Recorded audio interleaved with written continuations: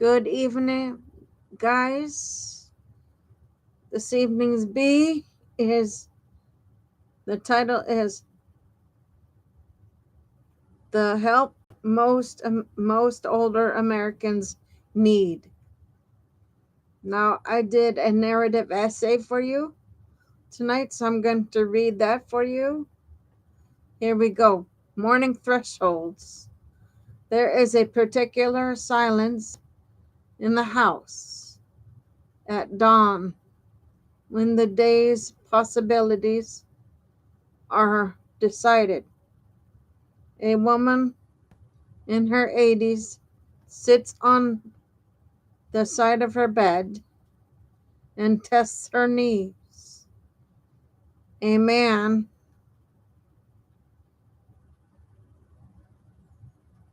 stares at a pillbox and tries to remember whether he took the morning dose.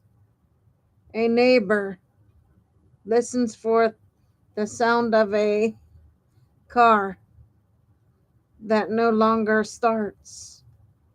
These are small, private negotiations that determine whether someone will leave the house, eat a meal, or keep a doctor's appointment. They are also moments when independence is won or lost. The scenes are ordinary, but their consequences are not. A missed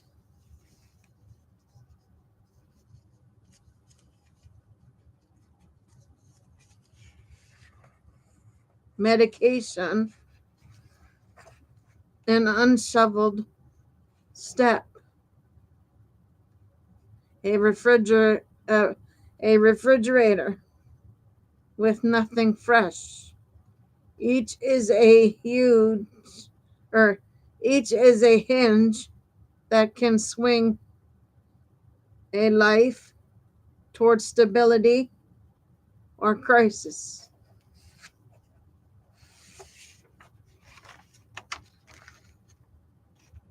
The people who live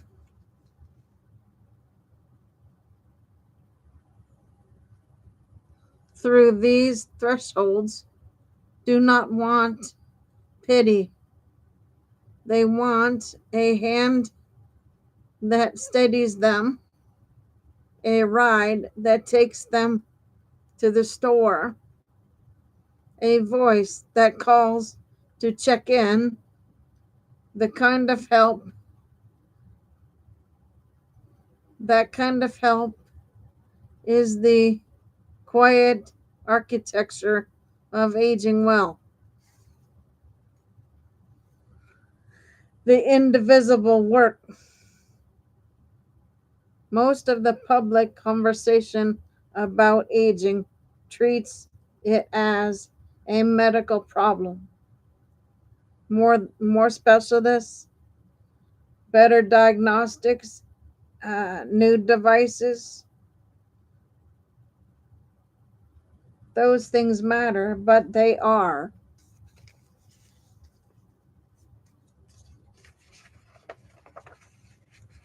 downstream from a more basic truth.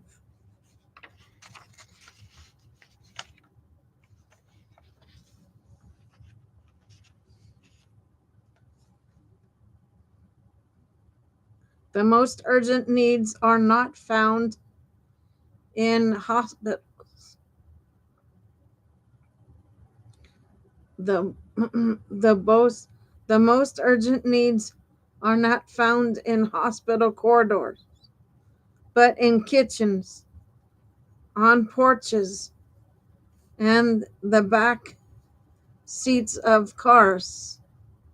They are the tasks we call activities of daily living: bathing, dressing, cooking, cleaning, and the errands that keep a life connected to the world. This work is invisible because it is intimate and because often it's un, it is often unpaid. Family members shoulder it. Neighbors improvise it, and a patchwork of agencies tries to fill the gaps.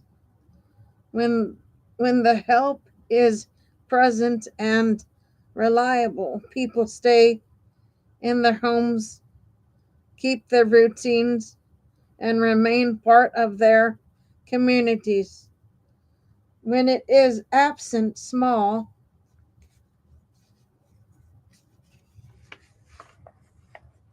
failures compound into medical emergencies and social isolation.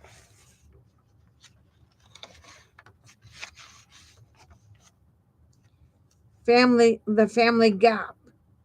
For decades, families were the default safety net. Adult children moved closer, siblings shared responsibilities, and communities provided informal supports. That, that model is fraying. Job, Jobs demand longer hours and greater geographic mobility.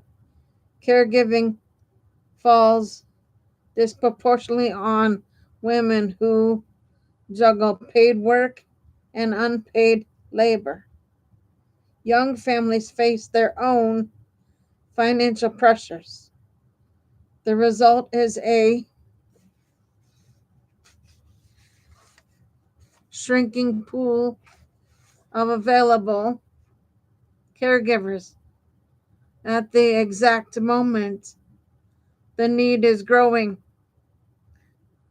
this gap is not a moral failing, it's a structural one.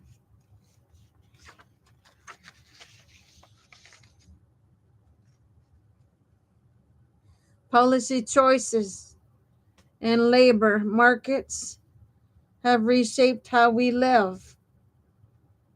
The consequence is that millions of older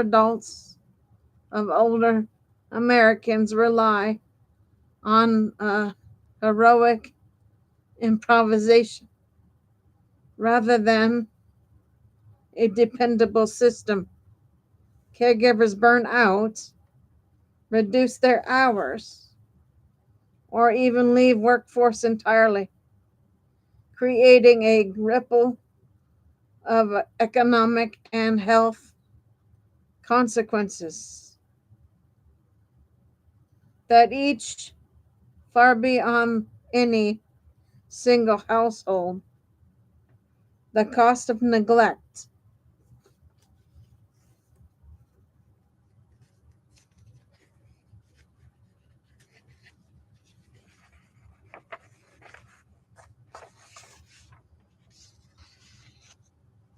Treating daily support as optional is expensive. In the long run, a fall that could have been prevented by a few hours of home help becomes a hospital admission, a surgery, and sometimes a permanent move to institutional care.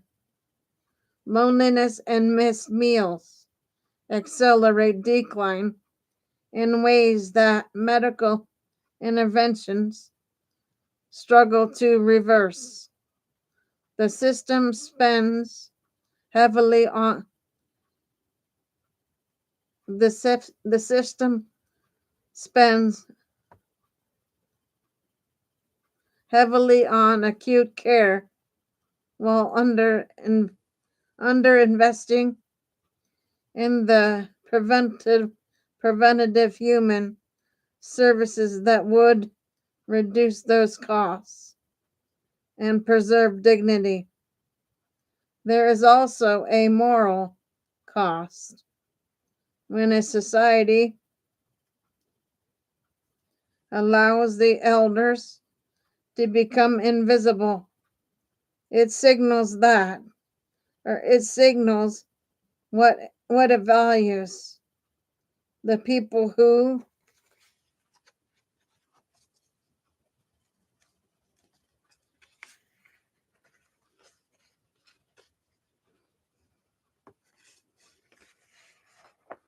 cook our meals, teach our children, and build our communities deserve a system that recognizes the ordinary labor of aging as worthy of public investments.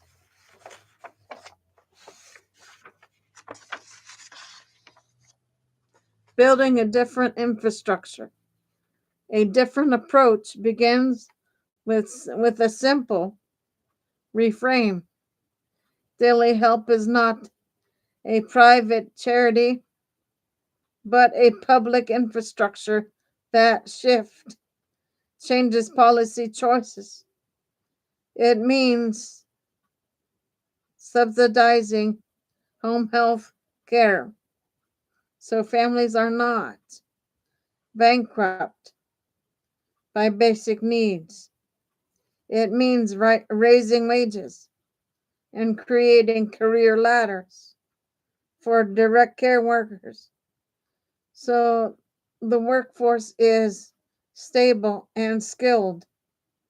It means investing in community services, transportation, meal programs, volunteer networks that knit neighborhoods together. These are practical steps with measurable returns. They reduce hospitalizations, keep people in their homes longer, and preserve family economic stability. They also restore a humane logic to public spending. Preservation and presence are cheaper and kinder than crisis and isolation. A call to care.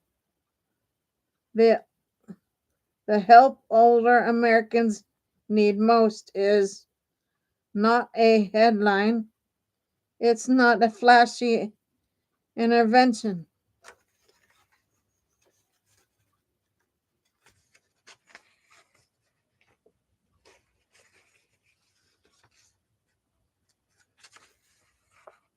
It is the steady human presence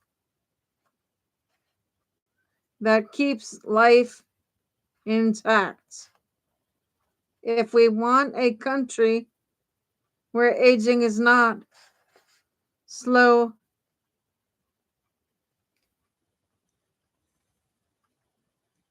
era ashore,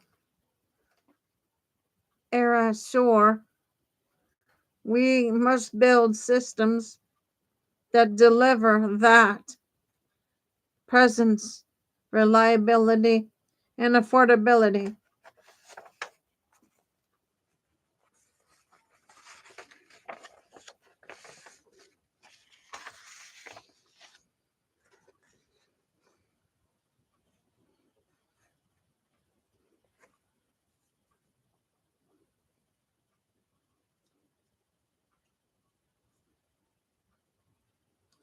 Start with small, concrete commitments. Fund more home based hours. Create local transportation options. Expand respite for family caregivers. And personalize No, professionalize the direct care workforce.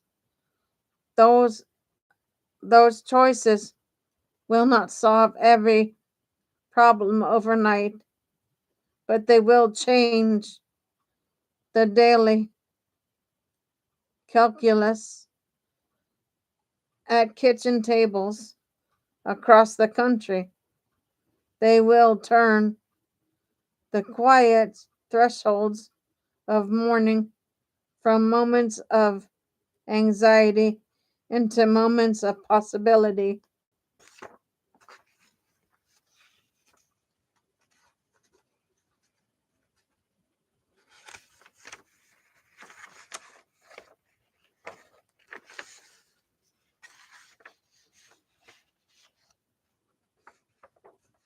Aging is inevitable. How we meet it is a choice. Choosing care is choosing a future where people grow older with dignity, connection, and the simple help that makes independence possible. Okay, guys, that is your B for tonight. I will be on tomorrow evening for shows. Until then, Gator Wellness, take care, folks.